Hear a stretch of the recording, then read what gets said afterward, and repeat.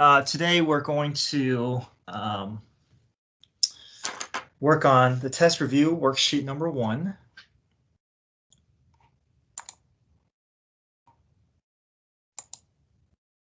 Okay.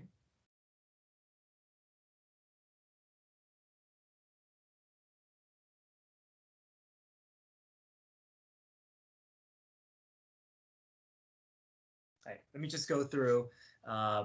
I attached this formula sheet to the review, and this is also going to be the formula sheet that will attach to your test. So here are the main topics and formulas that we're applying in this unit. The first is area, right? So being able to find area, just depending on how we draw our rectangle, right? We're always going to be connecting our rectangle from one end of the boundary to the other end. If it's a vertical rectangle, then everything is going to be more familiar. We can just use the equations that's given to us in the form of y equals.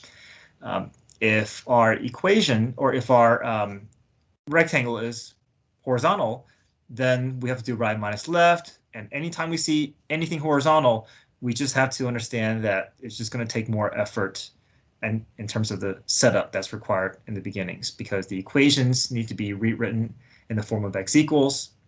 So whether it's a horizontal rectangle or horizontal radius or horizontal base, we just have to prepare ourselves for just additional algebraic rearranging to get the equations that we can use. From there, we moved on to rotation around an axis, and the act of rotating around an axis is going to cause 360 circular shapes to occur, and that circle shape is contributing to the pi r squared. You see the pi involved there, either circular disks or circular rings where we have to subtract out a hole. Okay, and understanding that distinction between disk and washer method is going to be an important step for us to decide which formula to use. So I just want to give some visual examples here. If my axis of revolution is up against the flat surface of my shaded region, that means there's no gap. If there's no gap, that means there's no need for us to subtract out any smaller radius. We can just rely on one radius. Okay. However, if my axis is up against either a curved region or there's complete space, then I have to do washer method.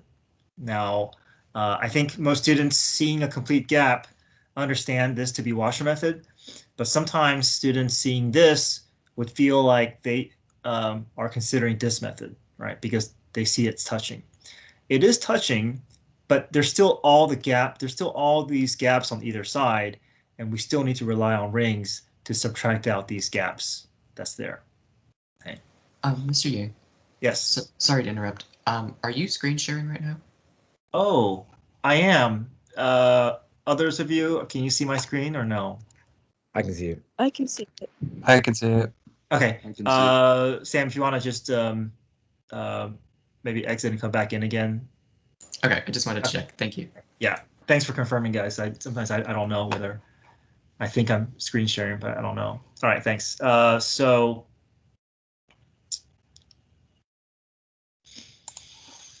right, so I want to make sure that we can distinguish, right? Because as soon as we draw our axis, we should instantly be able to tell which category we're dealing with, right? And if we choose the wrong category, then it's going to mess up our whole process. So it's important that once we have our axis with our shaded region, we need to understand whether we're staring at a disk method or a washer method problem.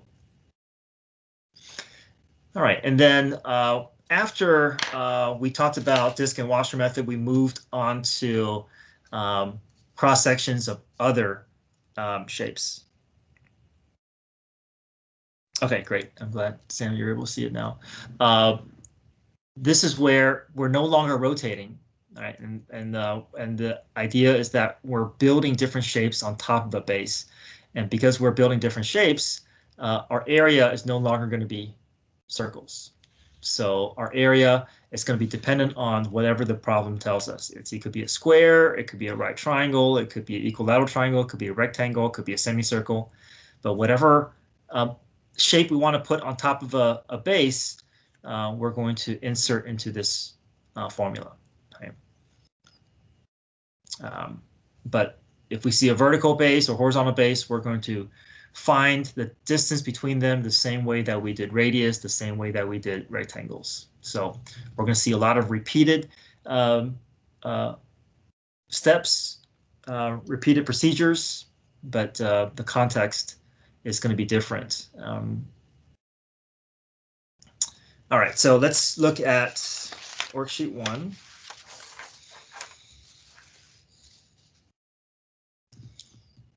All right, so we have 2 regions below, or 2 curves here. Y equals square root of x minus 2. And then we have y equals 5 minus x. Okay. We have a shaded region bounded also by the x-axis.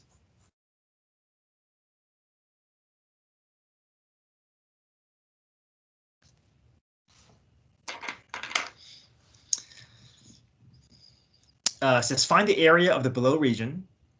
So we can either do top minus bottom or right minus left. I'm going to have us practice both methods. Okay. Now on the test, if you're able to switch back and forth, you can decide which method to use. But for now, we're just going to kind of get that practice in. Let's say we want to do a top minus bottom, okay, which is probably the method that most of us would prefer. But is there anything that we have to be aware of if we want to do top minus bottom for this diagram? The top function changes. The top function changes, which means what? We'd have to do 2 separate integrals. 2 separate integrals, right? So I want to kind of show that. Maybe I can color code that top function for us here.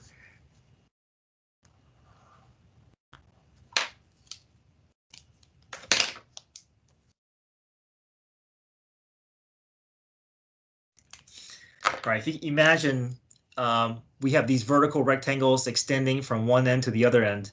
You see how the bottom function is all consistently x equals 0, but the top of these rectangles is going to be consistent up to a point, right? Because after a certain point, you see the top function is going to change to a different graph. So we need 2 separate functions, and to do that, we do need to know where that intersection, where that change is occurring, right?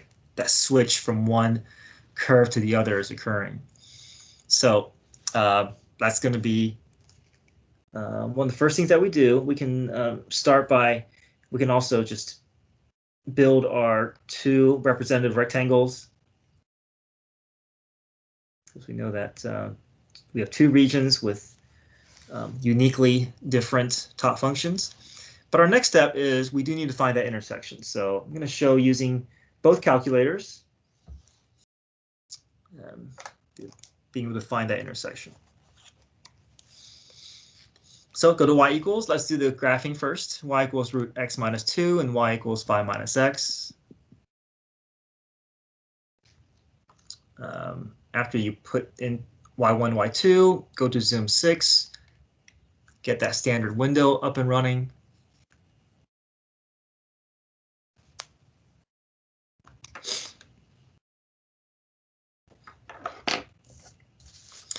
All right, we see that this is a kind of a small region here. I would like to get a closer look at that. So let's do zoom box. So zoom 1.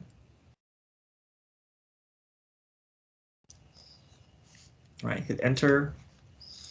And I'm going to draw a box in this region, but I'm going to target where I think is the upper corner of my box. Go to bring my cursor. And then hit enter. And then we're going to drag that line over. Maybe I don't go that far, and then bring it down. Just a little below the x-axis here. Okay. All right, so I'm going to look for that intersection here. So go to second trace. Second trace will take you to calculate, and then you're going to go to intersect. So second trace will take you to calculate. screen and then scroll down to intersect. Hit enter. So now we're going to ask the calculator to find that intersection for us, but we're just going to tell the calculator where to begin looking. So I'm going to pick a point close to my intersection, first curve, so hit enter. Second curve on this line, but still relatively close to that intersection. So now we've given the calculator a starting point. So now it's going to look for the closest intersection from these 2 points, and it's going to target that. Okay, this is what we need. We need the x value. I'm going to go ahead and put the y value down as well, because we may need that later. So 3.697 and 1.303.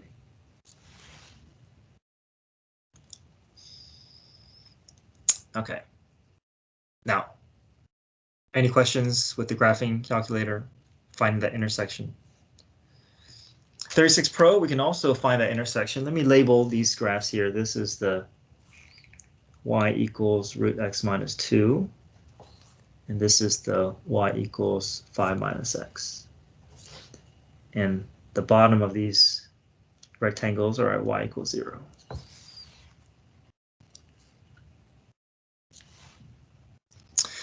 All right, let's look for that intersection. We can do second num solve or second sign to go to num solve. Okay, so square root of x minus 2.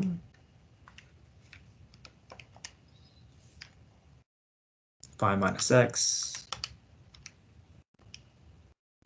Let's start at 0 or 2. Sorry, start at 2, or we know it's between 2 and 5, so you can start at any number in that region here. Let me set.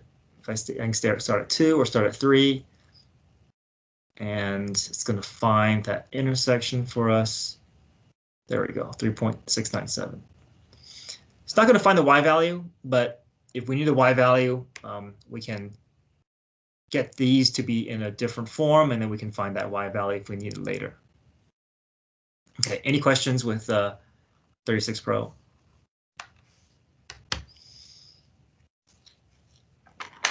All right, so just like you guys said, we need 2 separate integrals, right?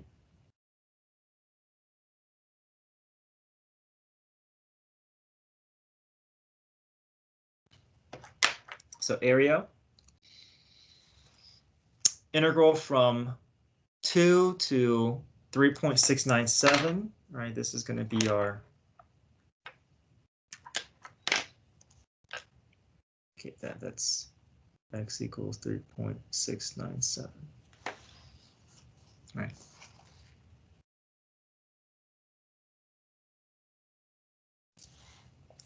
Top minus bottom. So top of my first rectangle is sitting on the root x minus 2. Minus the bottom of my rectangle is sitting on the y equals 0. Dx, so now this will take care of the area of this region. Okay, plus, we're going to find the area of the second region. Second region, also top minus bottom, but the top is sitting on a different graph now. But we're going to pick up where we left off, right? Our bounds is from 3.697 all the way to 5.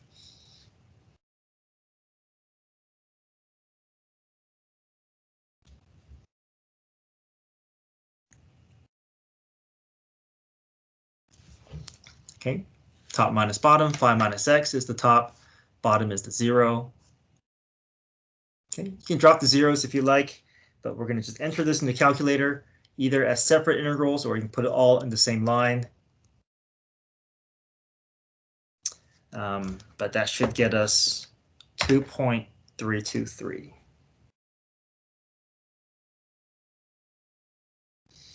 I'm talking about area here, so 2-dimensional units squared.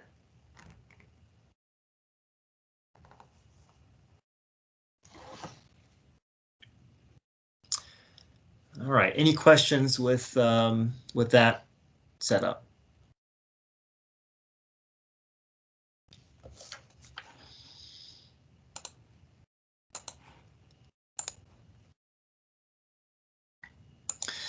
Second is, let's try one with right minus left. Okay, so right minus left does require more setup because our equations are not in the right form. But if you look, if I do right minus left, I only need one integral, right? Because if I stack all these horizontal rectangles above each other, the left endpoint of my right endpoint of all these horizontal rectangles are all hitting the same graph every single time. No change. And then the left endpoint of my horizontal rectangles are all hitting the blue curve, right? All hitting the root x minus 2. So there's no change there. So there's a consistency with horizontal rectangles, which means that we don't need two integrals for a right minus left.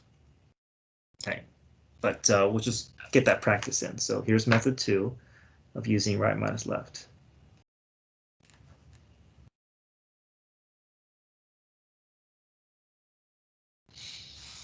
Okay, like we said, we have to rewrite these equations. These equations are not in the proper form. If we want to do right minus left, our equations have to take on the form of x equals. So let's rewrite these equations here. Y is equal to root x minus 2. If I square both sides, I can begin to move towards getting that x by itself, or remove some things away from that x.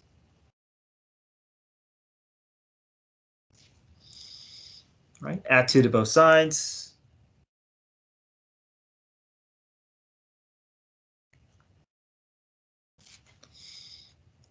So now that is the form that we need for this curve. Now let's move on to the y equals 5 minus x. If I solve for x, subtract y from both sides.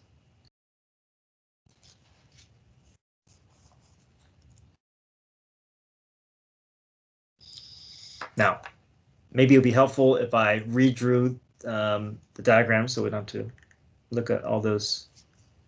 Let's just have another space for it. So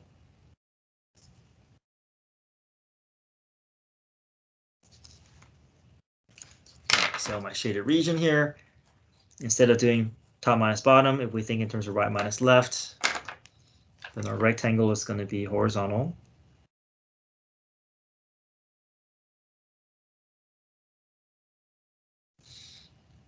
That graph is going to be x equals 5 minus y.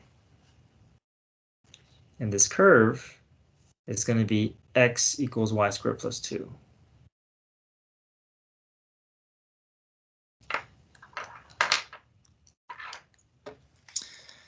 All right, right minus left. Our area is going to be the definite integral from the lowest to the highest y value. So from 0 to whatever that y value is, which we found using the graphing calculator being 1.303. But I want to show how we can do that on the 36 Pro. All right, so if I want to find that intersection using 36 Pro, go to second sign. But we gotta set these equal to each other, but our calculator cannot handle y's, so you gotta replace all of the y's with terms of x. So instead of y squared plus 2, you're gonna put x squared plus 2. And instead of 5 minus y, you're gonna put 5 minus x. Okay. Let's start at 0 and then see if it'll find that y value for us. Yeah, 1.303.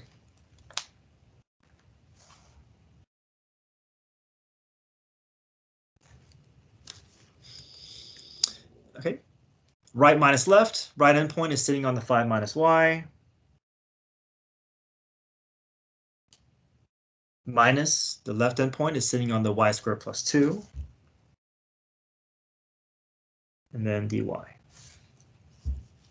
Right. Enter all that in the calculator, but make the adjustment where you're just entering in x's instead of y's, and that will get you the same answer.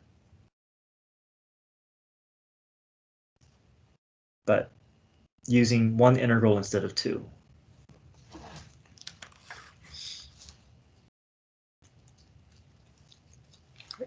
Any questions with area?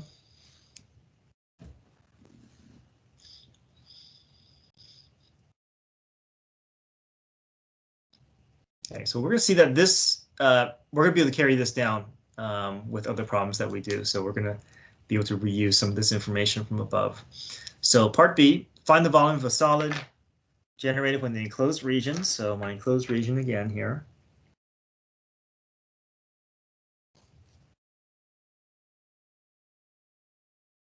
Is revolved about the line x equals 1. So anytime I see the word revolving, revolution, I know there's going to be a rotation, there's going to be a 360-degree movement going on, which means that there's going to be circle involvement, which means disk or washer method, right?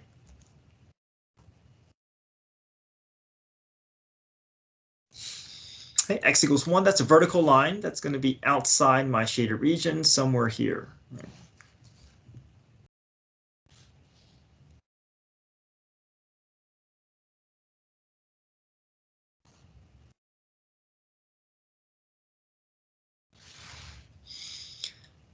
All right, disk method or washer method based off of what we see here. Washer method. Yeah, washer method. There's a gap, right? Okay. What if I had the vertical line a little closer? What if the axis was over here, right at 2? Still washer method. Still washer method, right? If there's any sort of a gap, just because it's touching is not good enough for us to make it a disk method. The only place we can do disk method for this diagram, there's only one horizontal or vertical flat surface, and that's here, right? This is the only place that we can have a disk method. Anywhere else is going to be washer. Okay. Yeah, washer method. We're going to have to draw 2 radius because of the fact that we know there's going to be a small radius that we got to subtract out all this hole, all this gap. So understand, again, that your axis is the true center of your object because this is going to end up rotating over to this side. So this is going to be the center of this odd ring that we have in front of us. So starting at the center, we're going to extend to the furthest boundary to create our big radius.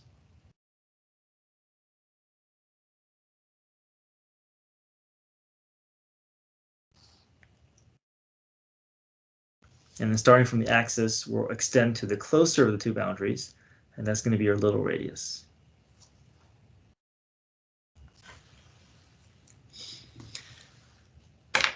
Okay, we know it's going to be a right minus left, which means we have to rewrite our equations. But the good thing is we've already done that. We already did that with this method 2 here. So we can carry down these equations.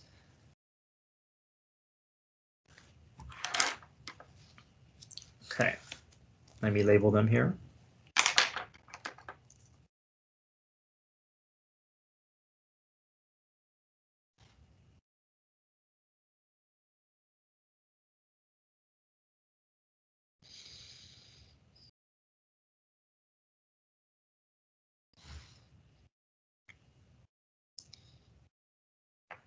All right, we can build our 2 radius. Notice that the equations that we're using for radius, we need 3 equations that all take on the form of x equals. And we have that here, right? We have x equals 5 minus y. We have x equals y squared plus 2. We have x equals 1. All right, they're all going to play a role in building our 2 radius expressions. All right, big R of y. Right minus left, our right endpoint of big radius is sitting on the 5 minus y. Minus parentheses. Our left endpoint of my big radius is sitting on the x equals 1. So combine like terms, we get 4 minus y. All right, little radius. Right minus left, we look at the right endpoint. The right endpoint is sitting on the curve, which is y squared plus 2. Minus parentheses. Left endpoint of my little radius is sitting on the x equals 1. So Combine like terms, 2 minus 1 is 1.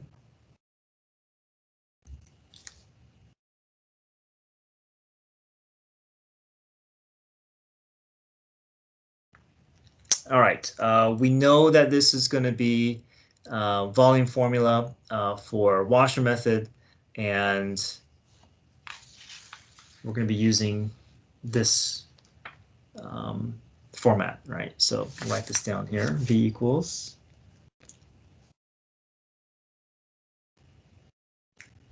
All right, we're stacking circular rings from the lowest Y value to the highest Y value. Okay, big R squared minus little r, whoops, this is R of Y. Okay, the lowest Y value is 0. The highest Y value we found before, right, 1.303.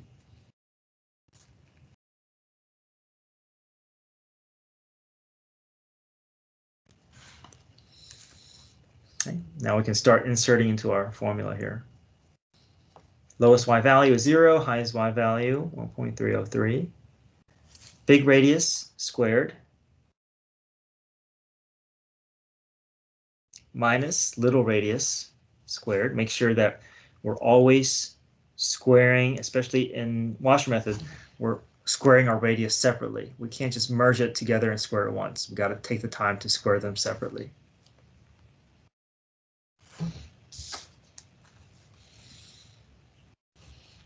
All right, practice putting this into our calculator.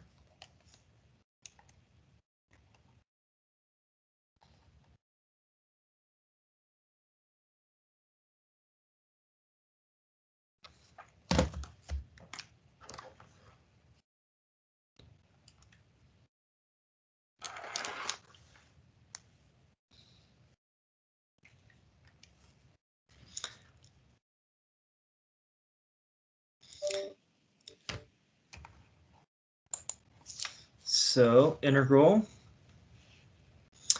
from 0 to 1.303. Create my first set of parentheses here. 4 minus x squared minus parentheses x squared plus 1 squared dx.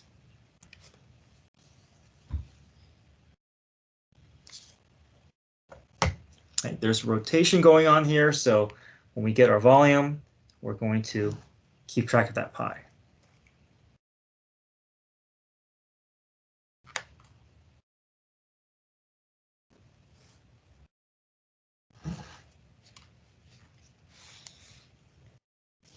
All right, any questions with this problem, washer method?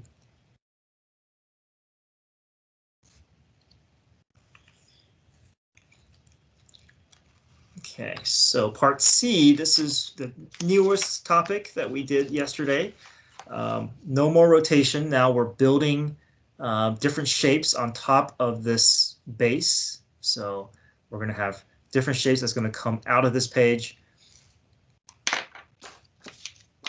All right, so we have our shaded region to begin with.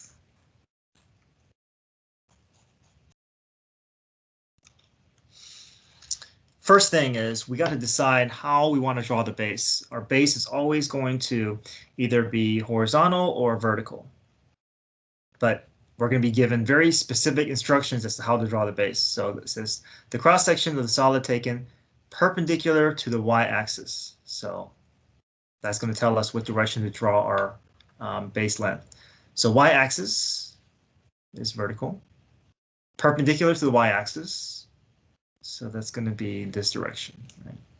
Horizontal. So we're going to draw a base length that's going to connect from one end to the other, and we're going to be creating shapes that's going to have this orientation.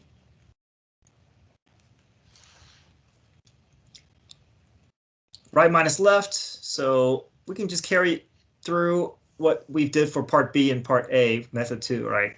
All that's going to be, we've already gathered all that information for right minus left, so we'll just bring that down. This here.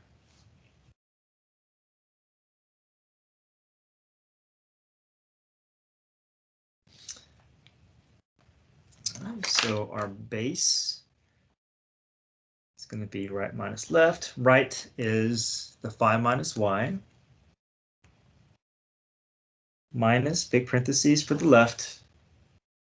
Right endpoint is 5 minus y. Left endpoint is the y squared plus 2.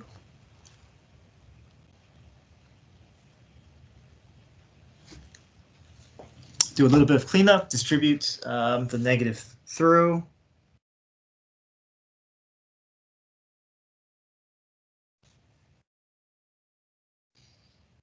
Combine like terms, 3 minus y squared minus y. The order, that's not really going to matter as long as you keep track of your signs. All right, so that's the representative base length. Now we got to decide, all right, what shape are we building on top of this? And what area formula are we going to use? So let's see what else they say. Problem says equilateral triangle. So we go look and we go find our formula for equilateral triangle, which is root 3 over 4 base squared. Okay.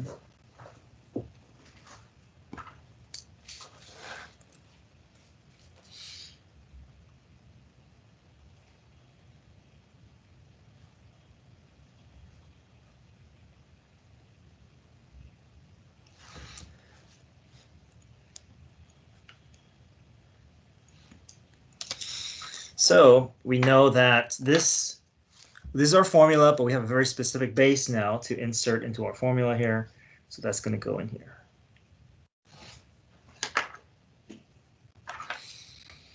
So my area is now going to be root 3 over 4. 3 minus y squared minus y squared.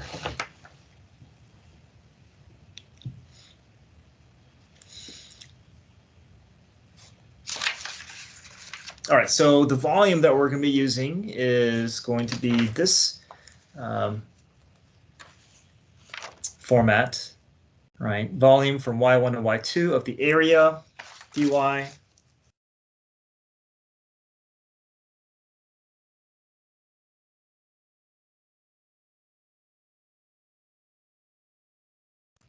And we know exactly what to insert into area now, right? Area is going to be inserted, replaced. The space is going to be replaced with this expression here.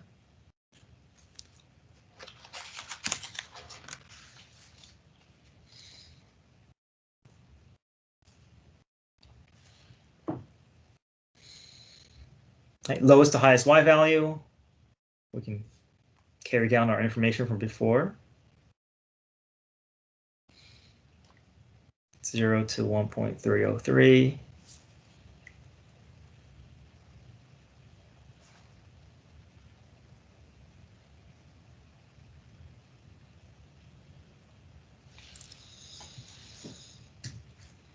Okay.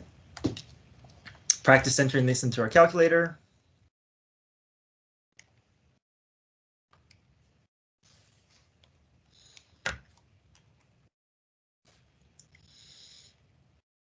So integral math 9 from 0 to 1.303. Root 3 over 4. If you do alpha y equals, you can get to that fractional form in math print. Big parentheses, 3 minus x squared minus x. I have my order a little differently here. Same thing. Close your parentheses, square, and then volume. Mr. Yang, Mm-hmm. why do we not use pi in this volume formula? Right. Why do we not use pi? What do you guys think? It's not a circle, or it's not, yeah. Yeah, there's no rotation going on, right? So here, before we're spinning this object around an axis. Here, yeah, this one we're spinning around an axis. So there's going to be a kind of a circular shape coming out of it. But here, this is a little bit different. This is just going to be a flat surface that we're just going to be building triangles on top of. So there's nothing here. As soon as we go into cross sections, we're usually not going to have pi involved because all these shapes are not circle related, right? Square, triangle, rectangle. The only thing is we do have one instance where pi is going to come back into play, and that's with semicircles, where we build semicircles on top of a base. But in this case, we're building these equilateral triangles. So imagine all these triangles are just stacking from one end to the other, and it's just all these triangles are coming out of the page. And that's what we're finding the volume for. So no pi.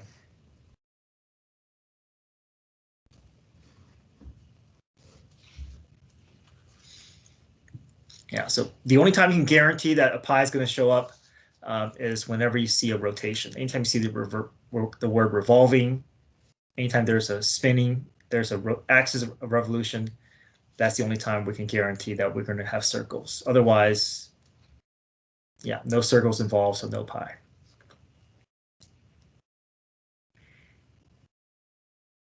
Okay, did that help? Yes, thank you. Okay. All right, any other questions, first page? All right, let's go to the back.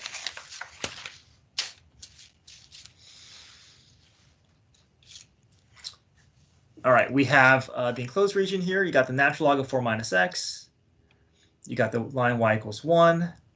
And then you have the y-axis. Okay, so there's our shaded region.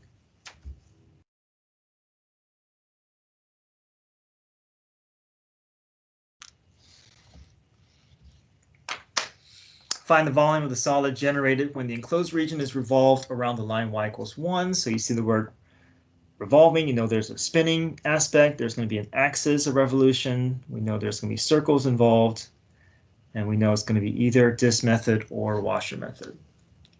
Okay, so let's draw our axis right at 1.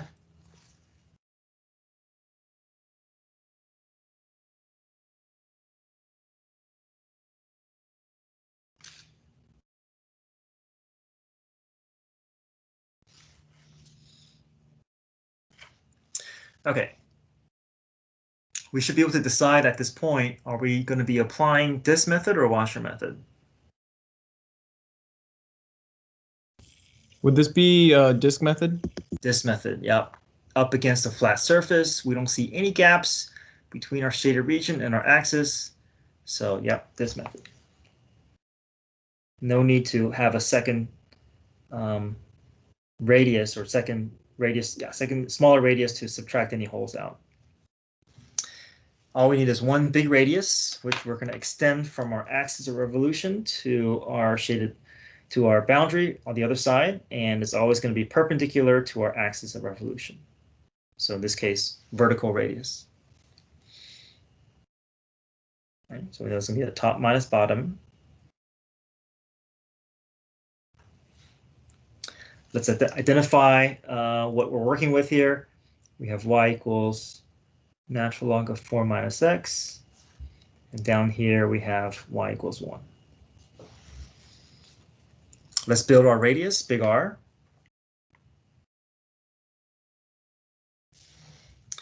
Top of the radius is sitting on the natural log of 4 minus x.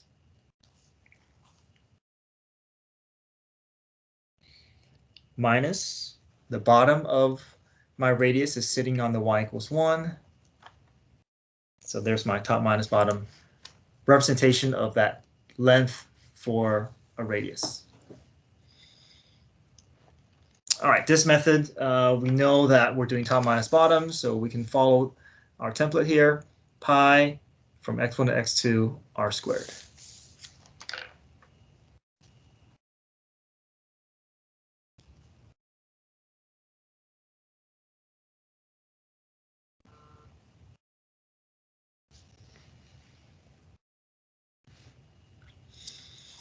Radius is top minus bottom here.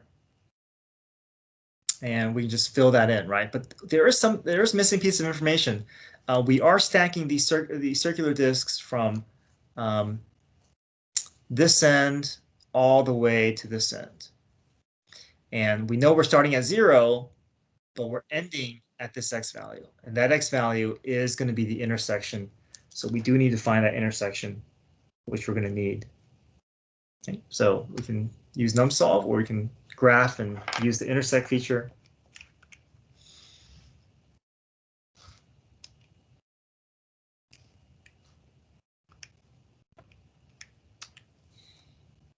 And the y equals 1. I'll start at 0 and make it find that point. 1.282.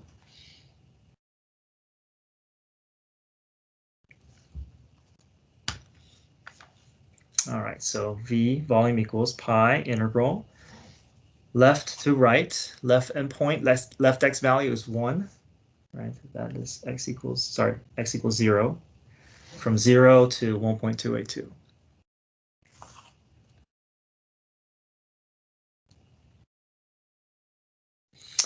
Big radius squared.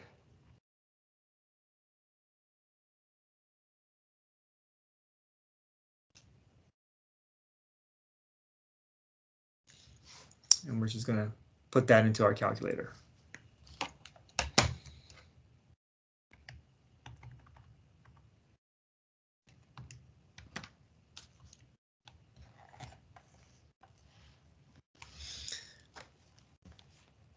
So from 0 to 1.282, big parentheses, natural log of 4 minus x, minus 1, close parentheses, squared, dx. Okay. There is rotation going on here, so pi is going to be part of our answer. There's a circle component to our shape.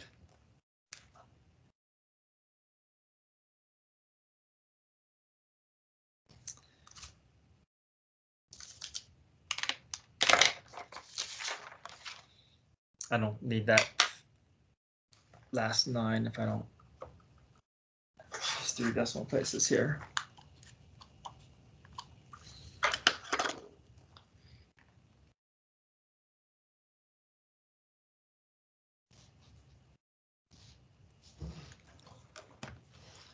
All right, questions with 2.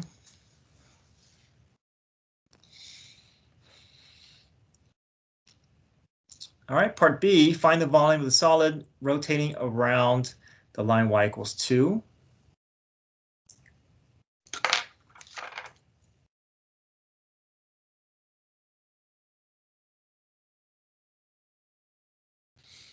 Which is going to be a little bit above here. If you want to test it out here, that intersection is y equals, that's the y-intercept of y equals natural log of 4 minus x. And if I want to find the base of the y-intercept, I should replace the x with 0. And y equals natural log of 4 is that y value, which is around like 1.3, which is safely under 2. So we know our axis of revolution is safely outside of our shaded region.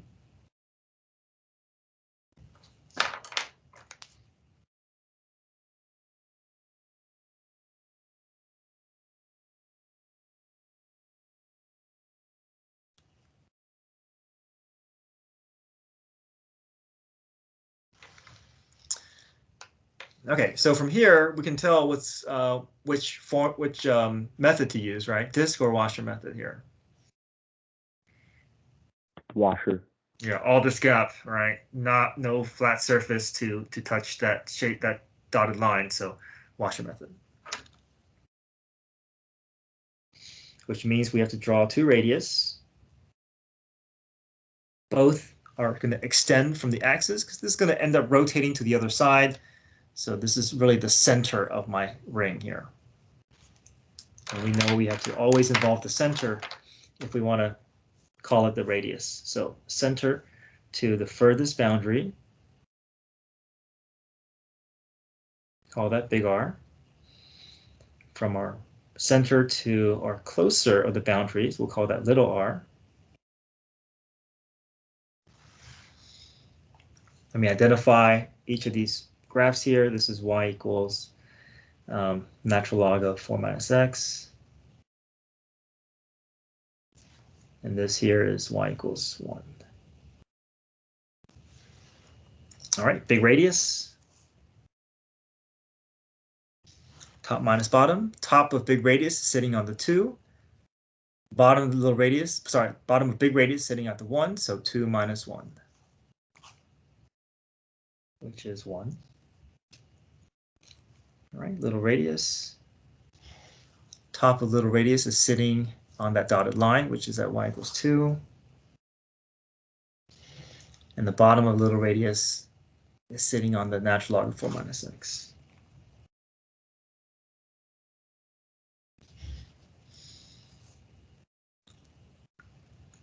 All right, I think we can start building our volume formula for washer method.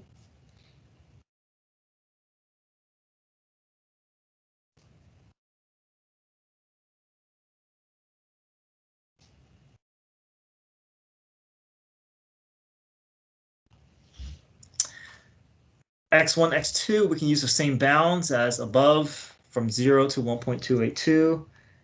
Right, same shader region, same boundaries, same orientation.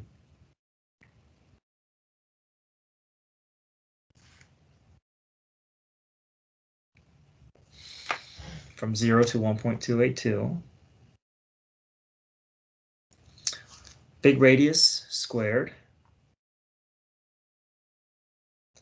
minus little radius squared.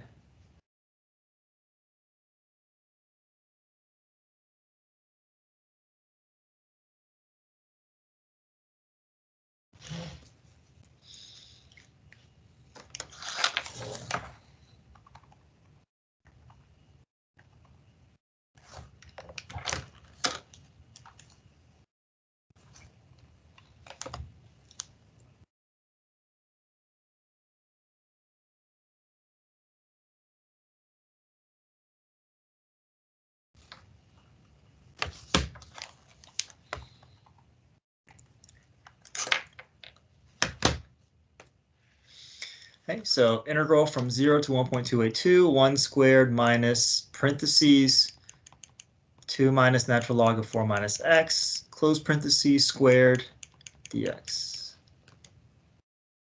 Okay, 0.457. Again, there's rotation going on, so pi is going to be part of our answer here. Circles are involved here.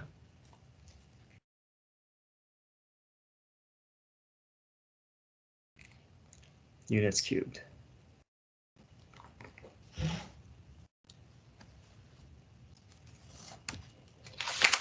Okay, questions here? Okay, one last one here. We have the enclosed region is the base of a solid, so we're back to cross sections, no rotation going on. We're just building things on top of this base.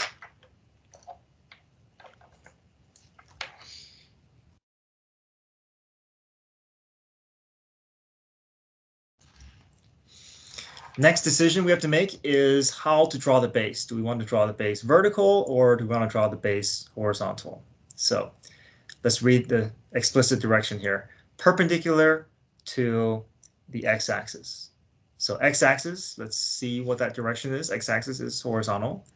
We want something perpendicular to it, so that means it's going to end up being vertical. Our base is going to be vertical.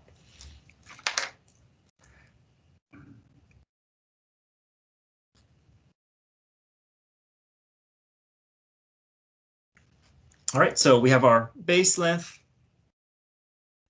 Now we can draw our, let's identify these functions here.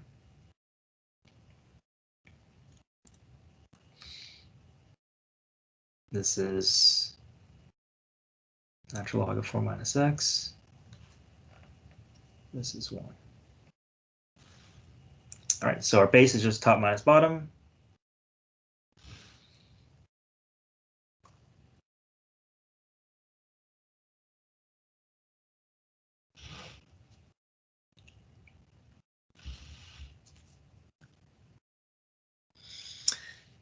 Okay, let's see. What shape are we going to be building on top of this flat surface, and we're building a rectangle whose height is twice the base. So let's figure out what the formula here.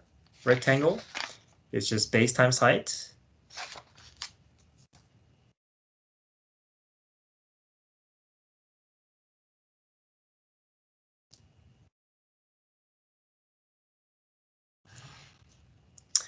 And we have the base, but we need to figure out what the height is.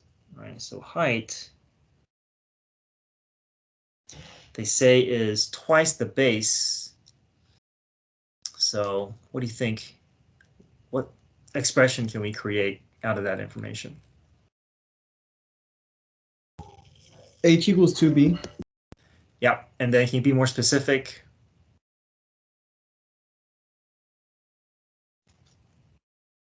Because we want something in terms of x, right? So what can we put in for height? 2x. It's twice the base, right? Oh, 2 ln 4 minus x minus 1. Good, good. Yeah, so we want to make sure that we just follow the instructions here, and we just put in. We do need the base first, right? The base is our starting point, but here it's kind of describing how we're going to be creating that height, right? So twice this expression, so 2 times this expression.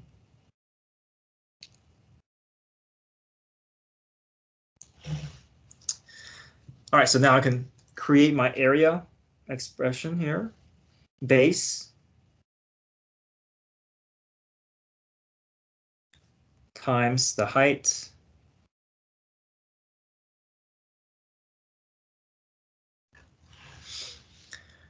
so I can clean this up a bit more, right? Because these parentheses are the same, so I can say 2 parentheses squared. Right. Right. But I'm going to just clean that up as I build my volume. So my volume equation formula, x1 to x2 area.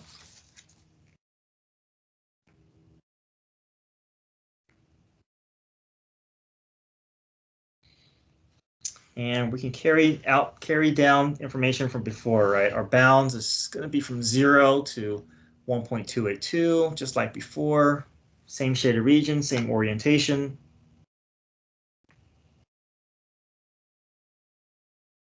And I'm going to clean up my area here. I'm going to put 2 and then put parentheses squared.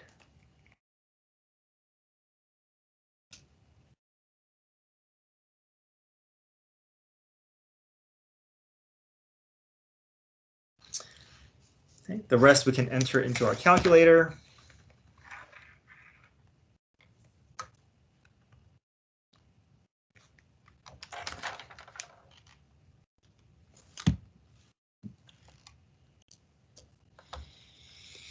And 2 big bracket natural log of 4 minus x squared dx, and that's going to come out to be 0.139.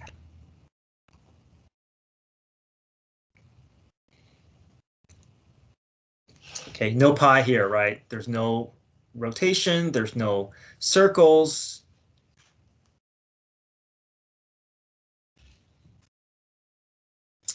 Okay, so your test is going to be pretty much this length here. You see how we did kind of like 6 sections?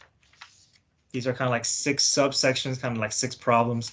Your test is going to be 7 problems. Okay, so just a little bit longer than this, but we'll get another practice worksheet tomorrow, and we're just going to practice between orientations of area, orientations of disk method, of washer method, of cross sections. So just being able to go back and forth, being able to know how to find the bounds, using the calculator to find the bounds either in terms of x or in terms of y. So get those additional, get all that practice in further tomorrow. I'll have a help session this afternoon, and then I may hold one tomorrow morning as well. But if there is, I'll definitely let you know through a remind text. All right, thanks everyone. Hope you guys have a great day. See you tomorrow. Thank you, Mr. Yang. Thank you. See you guys.